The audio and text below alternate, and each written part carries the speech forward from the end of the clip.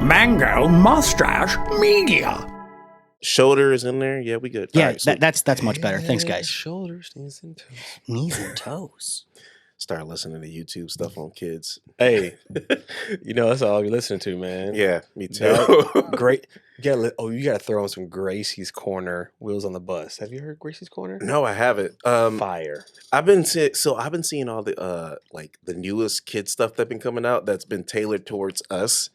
And dog, I would legitimately bump that in my car. Yeah, some of that stuff is be really dope. And that's then what I'm saying. It's just and then Jasmine will be listening to it. I'm just like, hey, that's a bop. Hey, Gracie's Corner goes crazy. You got the 808 and stuff in it. It just be booming in the All right, yeah. Anytime we hop in the truck.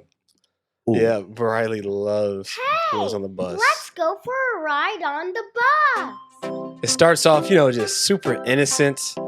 They over here just on the bus. I can already hear the beat by the drop. Just chilling. You got grandma. Hold on. Why is that little baby not in a car seat? First off, that's what I want to. I mean, it's on a bus, but I get what you're saying. Hey. So Brian be in the back seat. She'd be like round and round up. Started just vibing. Yeah. But this is the part that gets it right here. The wheels go what? Hey. Hey. Yes, that is Gracie's Corner. Gracie's Corner's vibe. Yeah, no kidding. I'm mad at it because I'm pretty sure this just came out, but my daughter's like 9 now. But so I don't think she would listen to it. But now I kind of like it's more enjoyable to listen to in the car. You got some of those like Coco Melon just make you want to fall asleep or just Coco Melon pull your hair out. Yeah.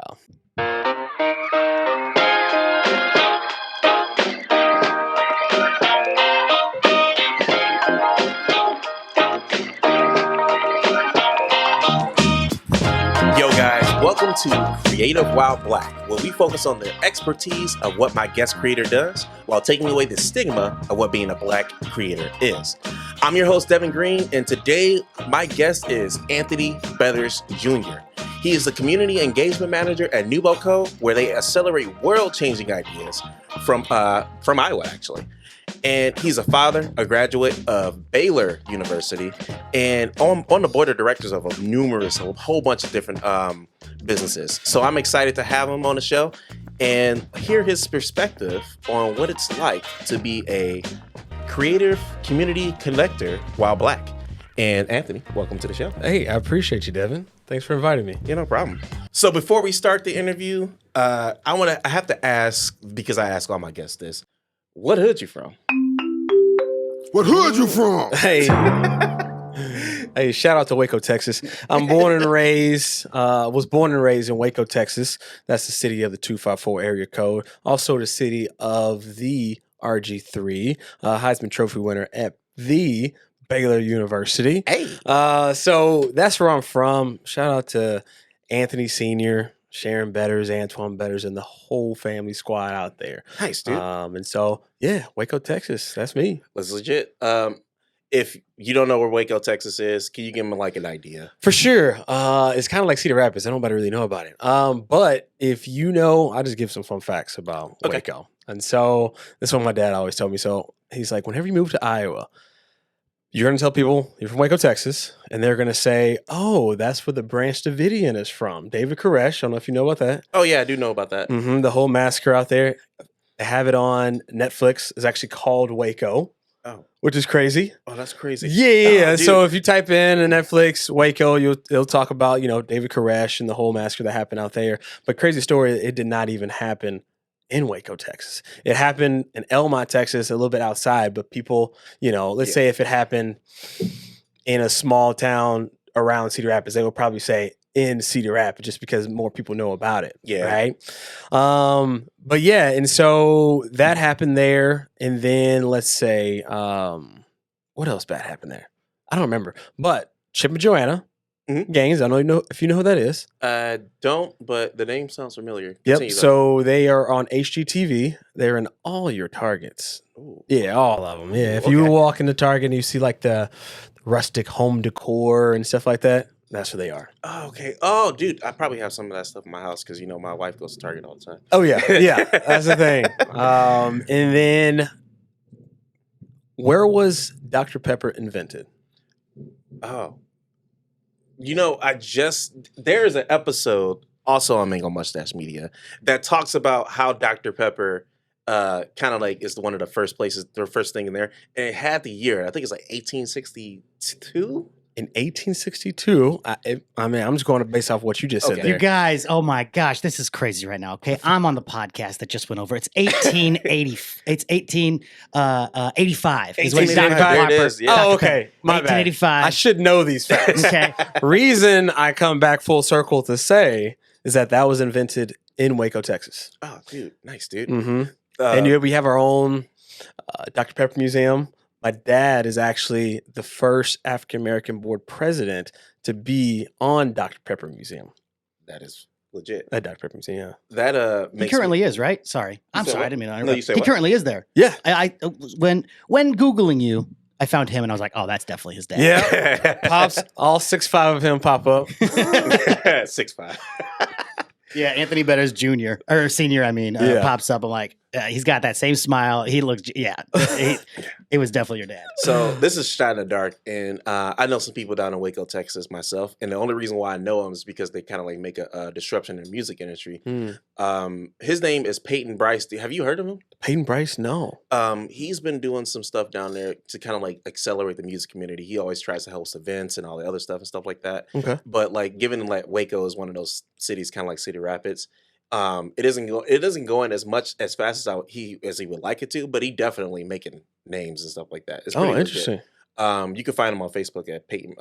Peyton Bryce is his name. Okay. But yeah, he's pretty legit, and he got his own music too.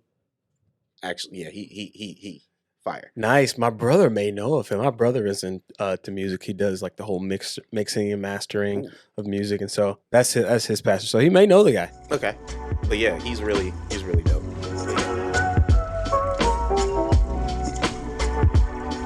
All right, so you starred in the 2017 production of Jackie and Me at Waco Civic Theater, Inc.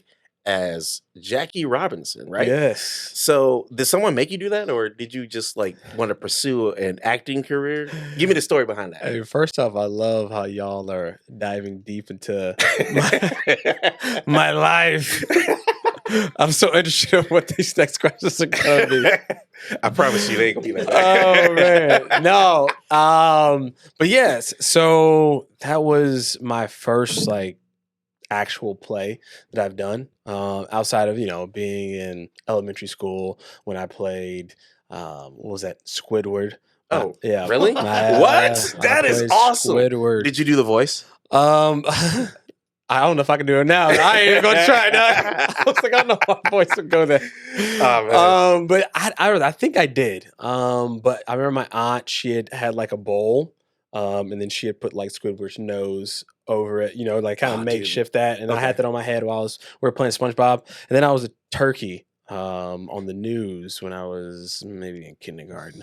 But outside of that, that's like the only like acting I've done. Anthony, can you turn to the right a little bit there and give us a Oh, bro. comparison? Oh my gosh. Oh, Yeah, we can definitely It's say just- that's a It looks just like him. smoldering. Handsome Squidward. handsome Squidward is always great. I wish I had those cheekbones, man. Those are fire, Squidward. But outside of that, of course, doing Jackie and Me, a buddy of mine actually named Tyler Christensen, Waco, Texas. We played baseball together growing up, and he's super into acting. And they were looking for a black actor, you know what I mean, that knew somewhat about baseball. And Okay. so he hit me up. And he was like, "Hey, Anthony, like you should definitely try out for this." And I was like, "Bro, no, like I don't want to act on stage. I got to remember these lines." Yeah. And at the time, like I was kind of nervous speaking in front of people, and it was just very nerve wracking. But then he was like, "Bro, like there's a lot of people like going for it. You should at least just go for it to say you tried, man. Like I really want you to do it." Yeah. And then I was like, you know what? Okay, cool. Went to the director's house, like went over the lines and all that stuff. And she was like, "Oh, hey, yeah, by the way, you got the role." Oh, bro, what? And I was like, "What?" She was like, "Yeah, you were the only one that actually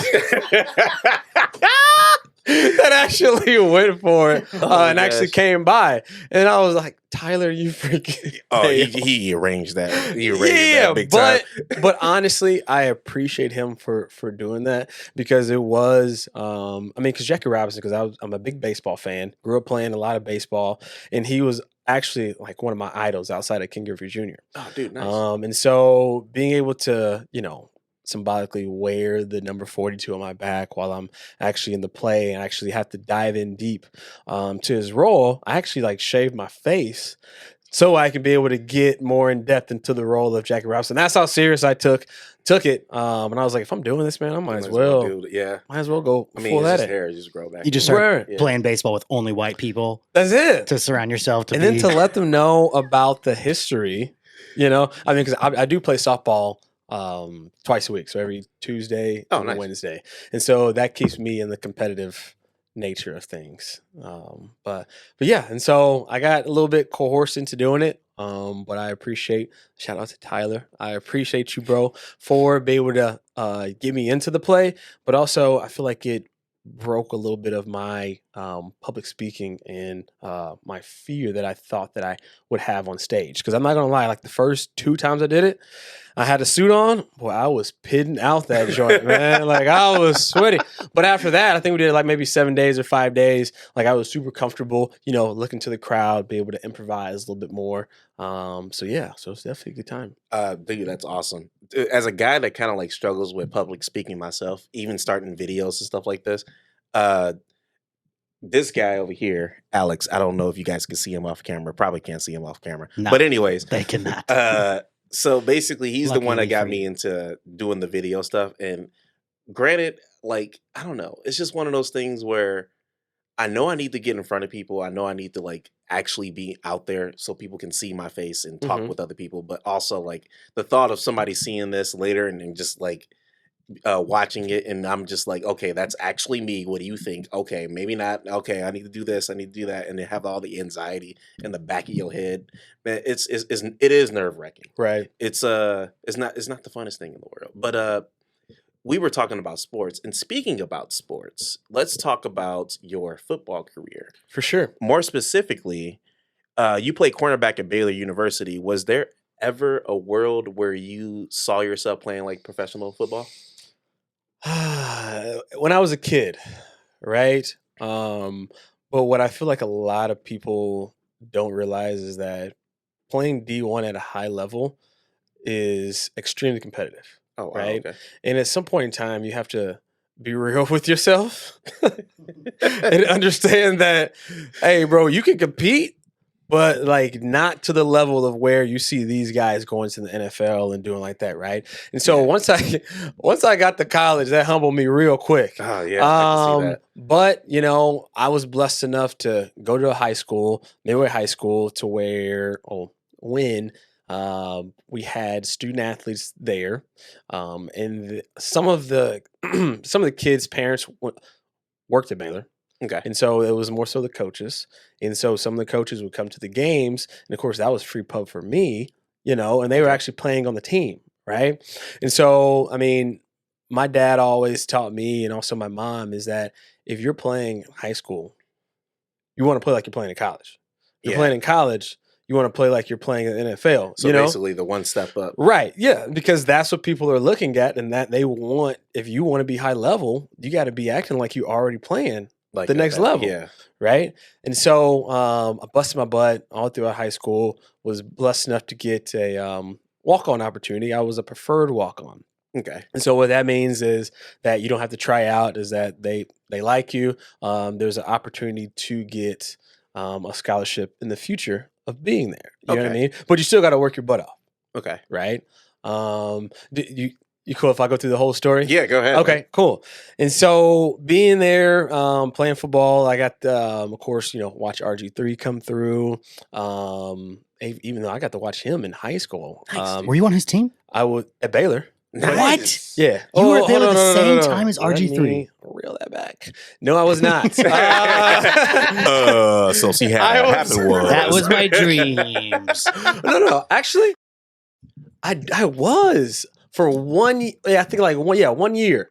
I'm not even going to front of this because I tell the story all the time. Okay. Is that I actually caught a pick against him in practice in the indoor facility. I don't know Nice. why I was, because I was like, hold on, was I? But yes, I was. And so I always tell the story, but there's no film. Actually, there might be practice film out there somewhere. Dude, there's film of every one of RG3's plays But I haven't. from Baylor somewhere. Well, I need to go in the archives. I need to get that so I can let people know. There's no way. Uh, So that I one's mean, probably if he burned. get it, it's gonna be on this probably podcast. I'm just saying. He was like, Anthony Better pick. Nope, take that out. Yeah.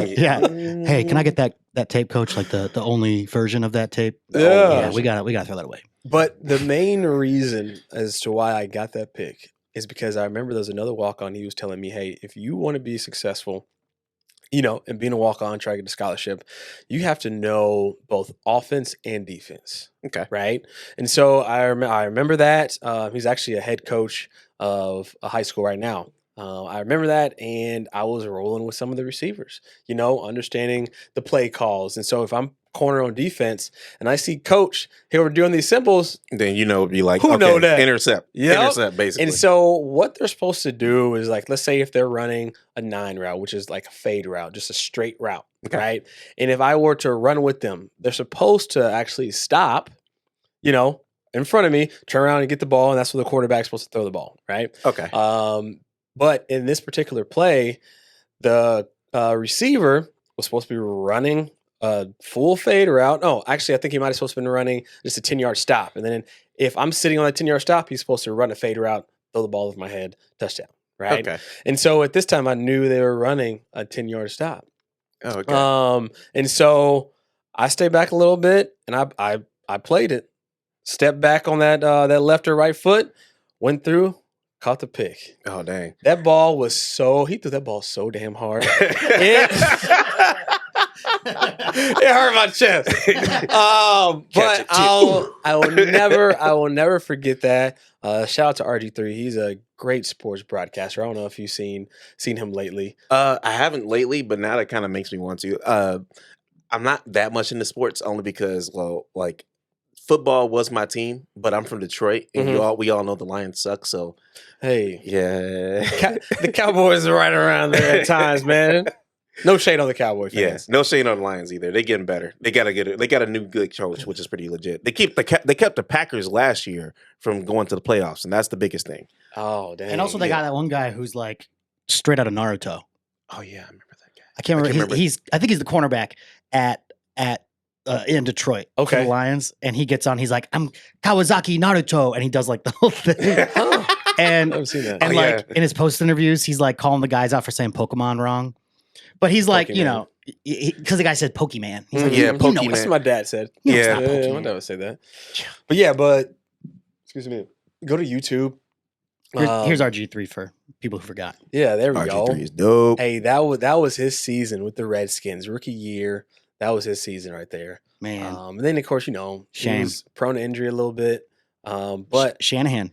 yeah, Was it Mike Shanahan? I can't remember. One of the coaches played him in the playoffs when he shouldn't have played on a torn ACL. oh, And then that like solidified the end of his career. yeah, I'm not sure. I mean, he won it, but also Speaking of torn ACLs, I guess to go back to talking about football. Yeah. I tore my ACL. oh, Playing at Baylor, and so yeah, that's when the coaches they had moved me over from corner to. They asked me, "Hey, do you want to play receiver, inside receiver?" okay. And that's what I played the majority of time in high school. And I was like, sure, like I'm doing whatever I Yeah. can. Like I'm a walk on. Like I gotta do whatever I can. But I thought that I would be able to excel a bit more being a receiver. And you don't gotta worry about hitting those big old dudes running at you either. You know what I'm saying? So Yeah. You catch the ball, you all of a sudden you see some burly dude coming at you. If they're running like an option route or something like that, you have those 6'7", almost 400-pound guys that are running like 4.5s out here Ooh. right at you. Yeah. And you're trying to get to the running back that's behind him. I can't move around this. You too big, my guy. Yeah, I get they have the fast guys for a reason, but also you can only be so fast. So you can only be fast some parts of the time. Right. I mean, they gonna get you with some strategy at some point, and it's just ugh.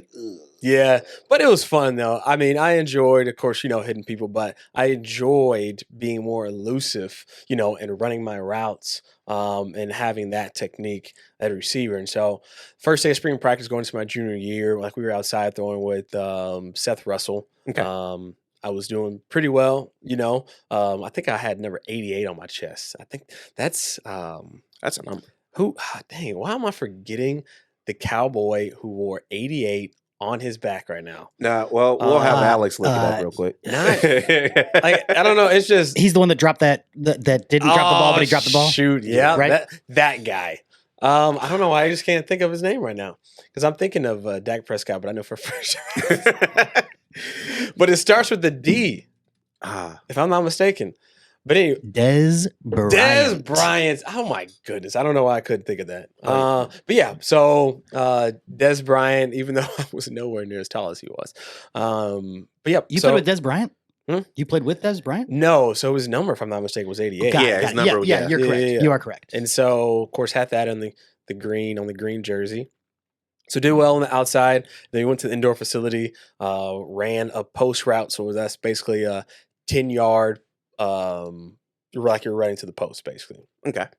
So did that, jumped up in the air. I felt my leg or my knee hyperextend a little bit as I was going up in the air. Oh, man. Then came back down on it. I was like, oh, this is, just a little tweak. Then tried to run on it, fell down.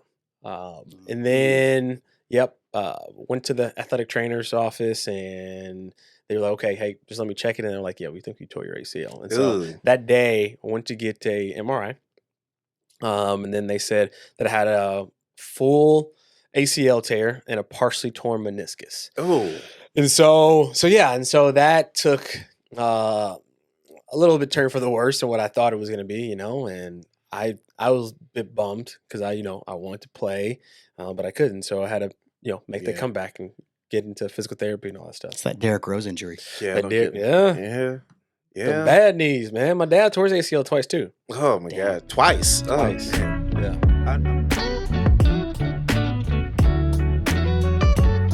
So let's talk about your current profession. What exactly do you do as the community success manager? Yes. So it's community engagement manager. I'm sorry, community engagement manager. Sorry about that. But we all about success around here. So Yes, sir. that's A1.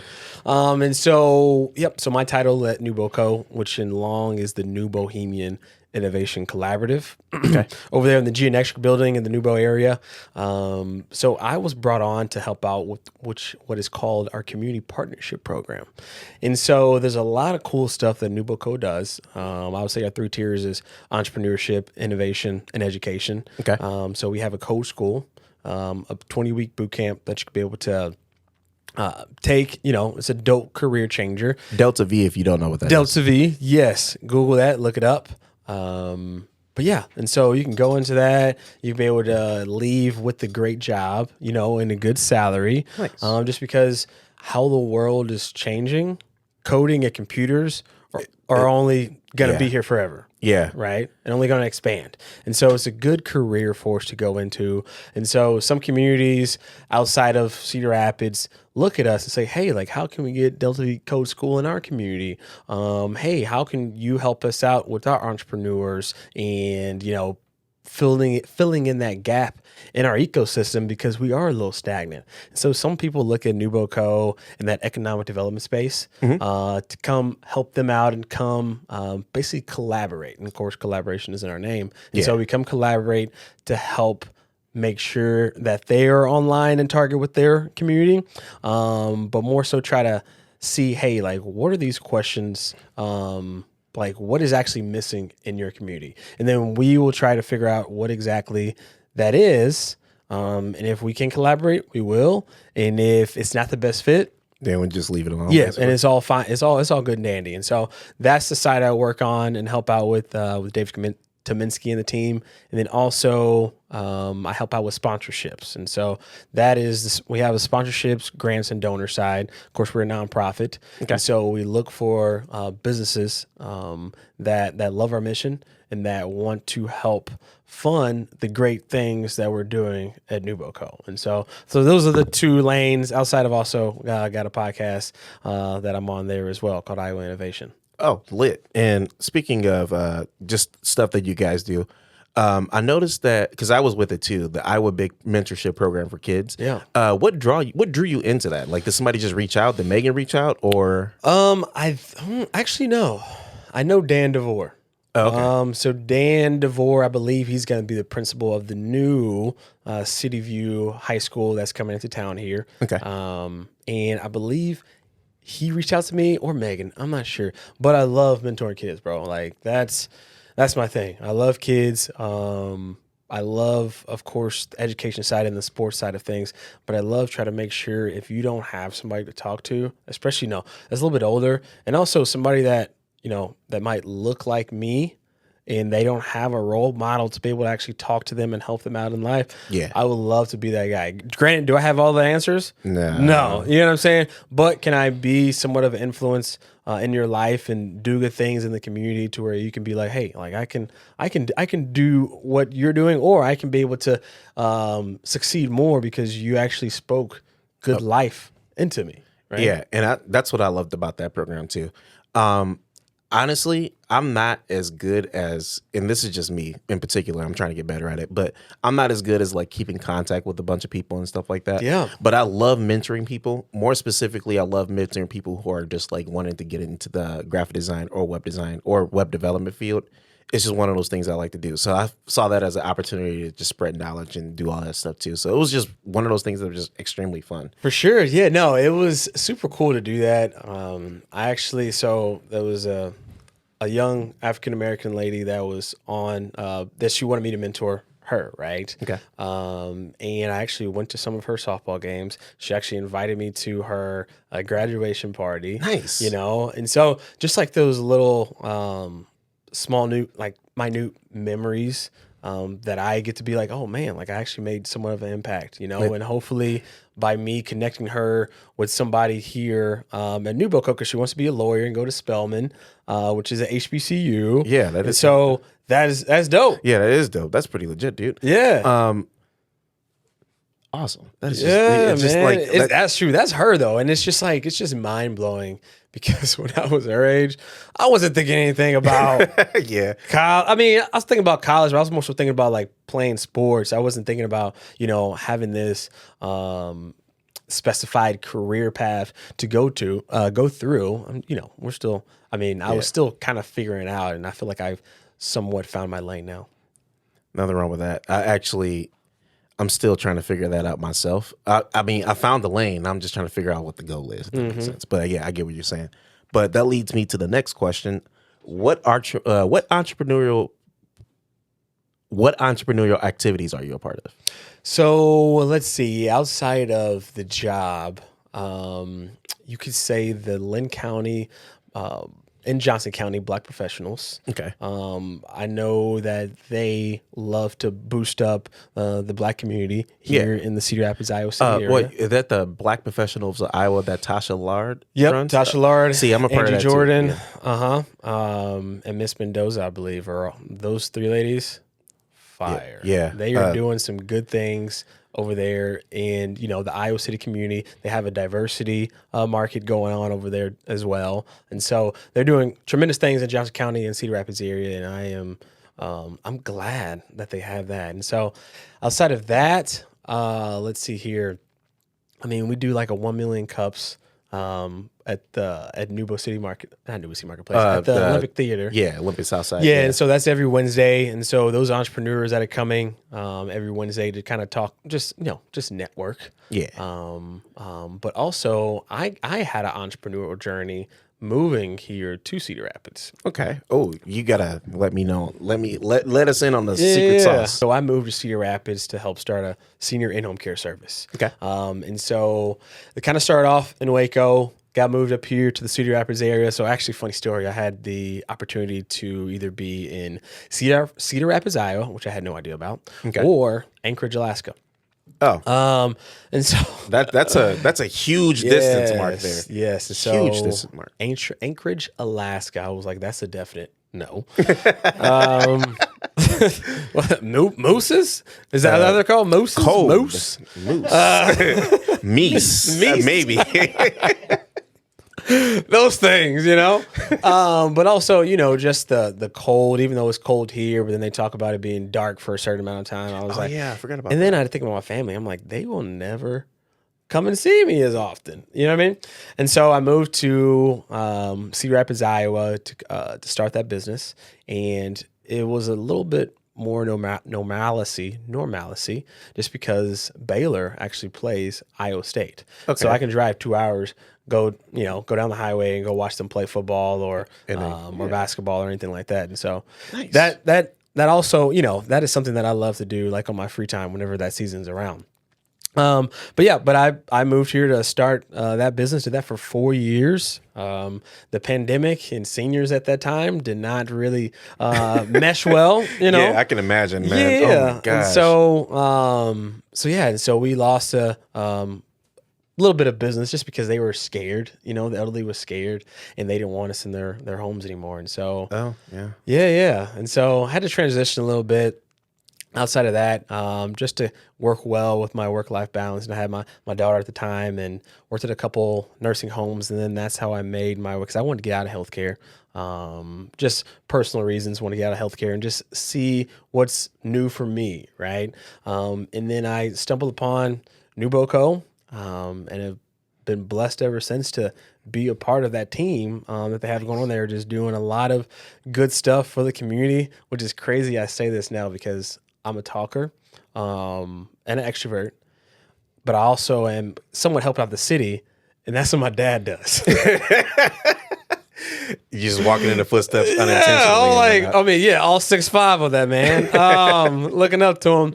But yeah, and so it's quite weird, especially like when I talk about mentors. Like, I was blessed enough to grow up with both my parents in the household, like have my grandparents just speak life into me, right? And then, of course, we all mess up in life, but it's more so of like, how are you going to be able to bounce back after that, right? And those voices I heard in my head were my mom and my dad. And so I'm blessed to be able to speak like he does. I know he speaks a little bit better than me, but be able to have that natural I want to pause you there, by the way. You speak great. Just saying, like you got a whole vibe. So, but continue. Yeah, I appreciate you, dog. I know. I feel like I'm talking a lot, but no, you good.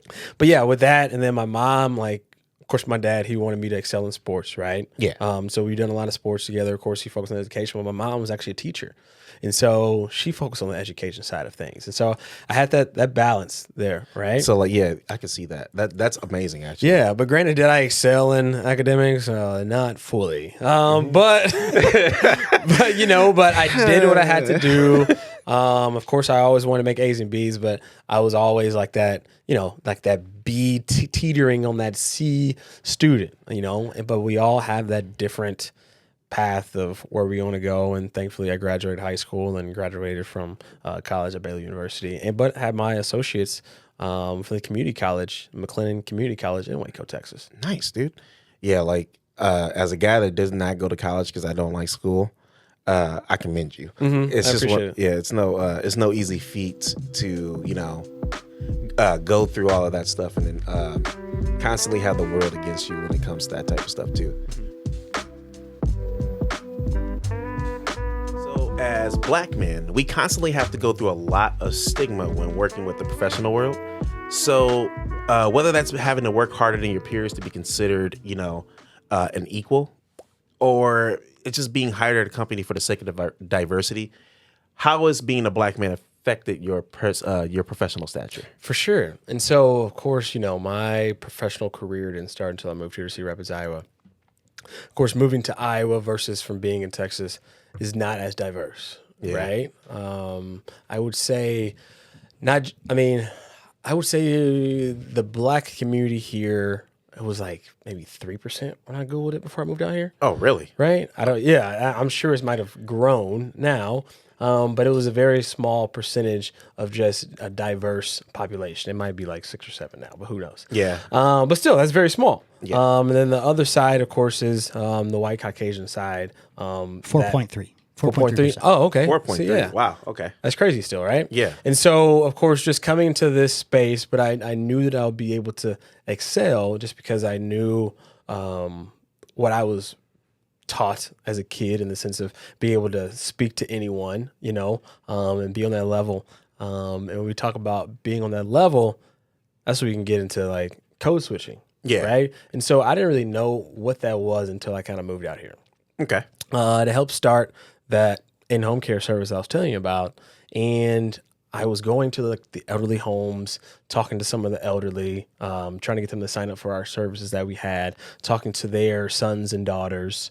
And I caught myself, trying to articulate myself differently. Yeah. To where I seemed that I was professional enough to be able to, for my services to be here in your mother's home or your dad's home. Okay. Right.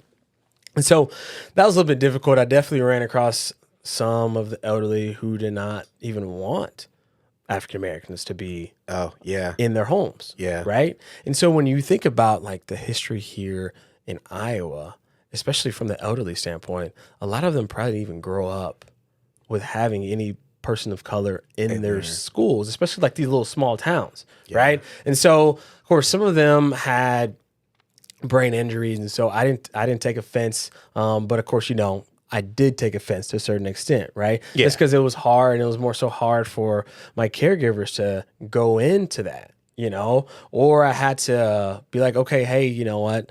I think I might need to put a white caregiver in this home. I think this might make them feel more comfortable, right? Yeah. And so like that was hard, like morally. I'm like, man, this is messed up. Yeah. But I kept my head down, and I tried to get more involved in the community. But being more involved in the community, I was looking to find people that looked like me, that I can be able to relate to a little bit more.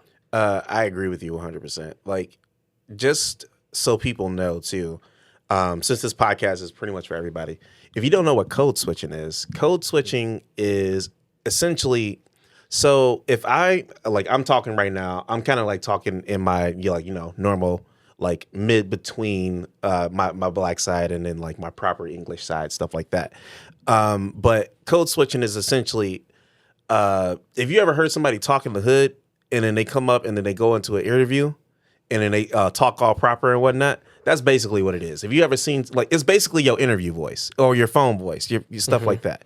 But yeah. Back to what you were saying, it's just one of those things where, yeah, you're right. You really did make the right decision when it comes to all that stuff. But it just sucks to kind of like have to make that decision based on like what that person is. But in the end, it's just like one of those things that you is a win-win situation, but it's not a win for that particular person because you don't see them in the right eyes because of what they thought and for stuff sure, like that. For sure. But like, it's nothing you could do about it. They're in a care home. You got to make sure you take care of them at that point. Yeah, and at the end of the day, that's all that we wanted to do. Yeah. I knew coming into it that might be a thing. But like when you talk about like over the phone, like how I speak over the phone, I walk into certain rooms and like, and they've never seen me before, and I'm wondering if they thought who I was over the phone is who, I am walking in to the building. And so, I mean, growing up, like I always articulated well, and people would say like, why are you talking white? Yeah. And I get offended by that. Dude, I hate that saying too. It is the most demeaning statement that you could say to a black person. Not trying to be mean, but like that is literally the most demeaning thing you could probably say to a black person. They're really just trying to blend in so that way for your convenience, more or less. And then you say they're trying to talk white when we don't really be white. We want to be ourselves. Right. Why by me speaking well is me speaking white? Yeah. You know what I mean? Like this doesn't make any sense to me because we have a lot of articulate African Americans or just more diverse, especially in skin color, of people out here in this world. You know what I mean? Yeah. And so, I mean, we can dive into it from like talking about different cultures and how some of our cultures have been taken away from other cultures, And so it's not that it's stemmed, from a certain area. This is just me. This is how I talk. And yes, I feel as though I can be able to fit in, like what we talked about, or code switch in different areas. Yeah. But that's just a knack that some people have. Yeah. To be able to do that, to be on certain people's levels. And granted, I'm not trying to go into every situation to make everybody feel comfortable, right? Like, I'm still gonna be me. Yeah, exactly. You know what I mean? But I can still understand if you throw out some big word, bro.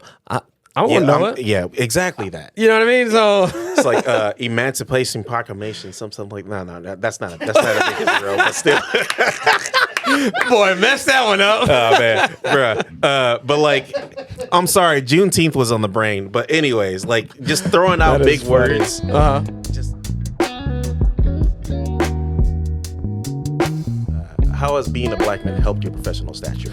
For sure. And so I would say from just the beginning of me being a black man and me being able to, move here to RGIII, be executive director of a senior in-home care service, and even being in the space I am now with NewboCo, like what we were talking about, mentoring and all that stuff. I, of course, want to keep being more and more progressive with myself, for my family. Okay. But also I don't like to be complacent. You know what I'm saying? And so with that, I want to be able to teach younger kids the same thing that actually might look like me. And so I've been blessed enough to be, and I don't even know if this is true, but I think I was the first, I don't know, I'm just throwing this out there, the first African-American to run a senior in-home care service in Cedar Rapids, Iowa. Really? I don't know. I mean, I don't know. Now we got to do the Google. We got to do some searching, but I tried to search it, I couldn't find it. But it wouldn't cross your mind, right? Because the only reason I say that is because with the other jobs that I've been in, I know for a fact I was the first, right? Yeah. And so to be in that space and to be able to bring people underneath me that, that might look like me or might be in a different space outside of being a white male or white female, you know what I mean? I think it's dope. And so I count that as a positive. I count it as a positive of me being able to be on the board of the African American Museum, which is the only African American museum in Iowa, right? Which is crazy. We just had our 30th birthday. It's just freaking nuts. Yeah. It's funny because I haven't been there in a while and I know I need to go. So like, yeah. But it is under renovation right now, so we'll open back up supposedly 2024 in February at that time. Okay, cool. Yeah. For people who don't know where the African American Museum is in Cedar Rapids, the best way to describe it is look for the Chrome Horse Saloon is literally right across the street. But it's getting renovated, as he's saying. So take a second to visit the area while it's getting renovated, so you kind of got an idea. A $6 million project. Ooh, $6 million. Yeah. But you know what's even doper about that? Like when you talk about me being black and like the positives of that is being on their board. Of course, they were like, "Hey, we want some contractors that are people of color that represent the museum, right? Okay. You know, because we want to have some say." And so I knew a guy, and I hit him up to see if he would be able to do it. And they actually picked him up to be able to help out. I'm not sure if he's, still doing it or not, but like just small, minute things so where I can be able to plug, some of my people and then to here and there, right? Yeah. And vice versa.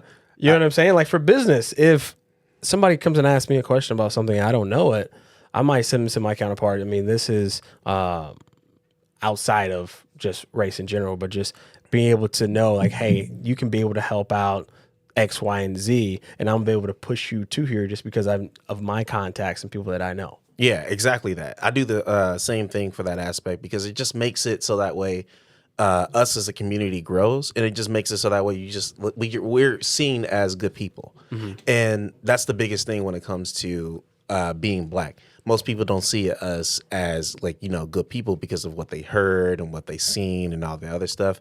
But we're the people that are changing that aspect because we are first in fields. Right. We are people who are just doing the things to help other people in those communities, and more specifically in our community, and teach them to do the same thing that we're doing. Mm-hmm. Right. Which is dope. I mean, which is why I feel good at the space I'm at, especially in my job, because they're actually conscious of that.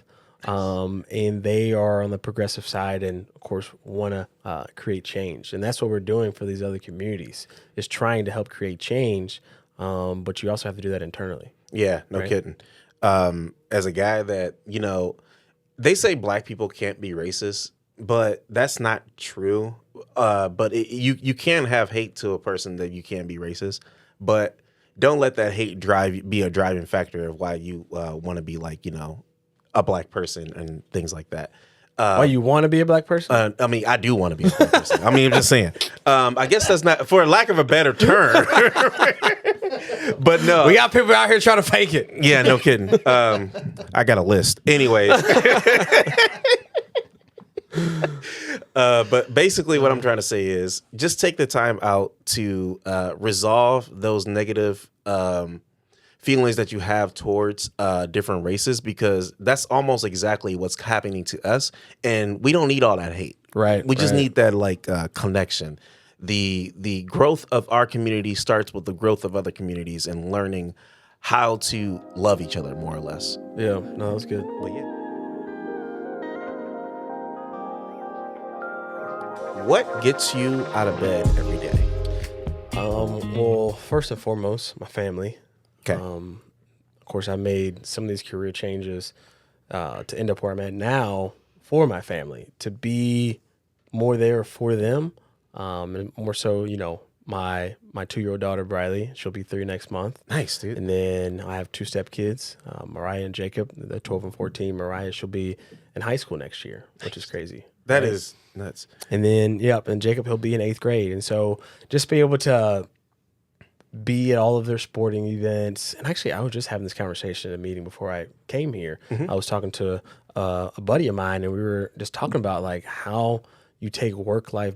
Some people take work-life balance for granted, and to be able to have that ability to be there for your kids and for them to actually be able to see you being there is truly amazing, because I don't know where I would be without both my parents. You know what I mean? And so for me to be that father, and also, that father figure, and helping out other kids as well, that mentor or whatnot, is something that gets me out of bed. And so anything that you might see me do or post, I always try to make sure that it's something positive, right? Or something informative, or letting people know about like what I'm doing, to where if I do have a kid that, let's say I might have helped out back home in Waco at the Methodist Children's Home, which that's a facility where at-risk kids go if their parents could take care of them or if they got in trouble. Yeah. Right. And so I used to work there for a little bit, and I follow some of those guys on social media, and they hit me up about a few things, and I will hit them up about a few things. You know what I mean? And so it's just stuff like that gets me out of bed. But just being a more so positive person, that I just would want that to exude out of me. And so, like my girlfriend, she always kind of tells me, of course, you talk a lot, but Anthony, like you can make friends anywhere. You know what I mean? She's like, yeah, like this. And she's more, reserved and all that stuff. But I do it for, the fam, Cynthia, Mariah, Jacob, and Briley, and also my family back home.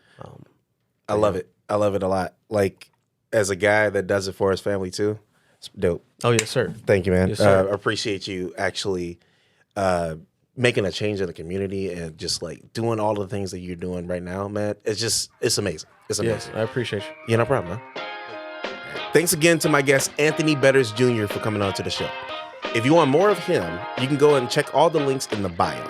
Creative While Black is produced and distributed by Mango Mustache Media. You can find more info at mangomustache.com/Creative While Black. If you're watching on YouTube, be sure to give us a subscribe and a like. And if you're listening on Apple Podcasts or Spotify, go ahead and give us a 5-star review. With that being said, stay innovative, creatives. Peace.